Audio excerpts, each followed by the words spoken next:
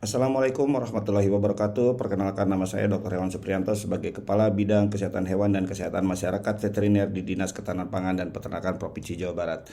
Alhamdulillah dan terima kasih saya terpilih sebagai kandidat TOTM bulan Januari 2023. Ada dua prestasi pada bulan Januari yang saya sampaikan. Yang pertama adalah keberhasilan saya melakukan kolaborasi baik dengan Kementerian Pertanian, Dinas Perikanan dan Peternakan Kabupaten Bandung Barat, dan unit-unit kerja di DKPP dalam penyelenggaraan kick-off vaksinasi PMK secara live dan online yang melibatkan Menteri Pertanian Bapak Syahril Yassin Limpo.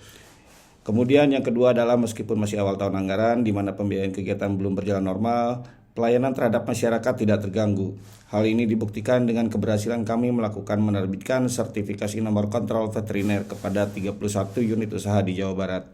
Demikian dari saya, wabillahi taufiq walhidayah. Wassalamualaikum warahmatullahi wabarakatuh.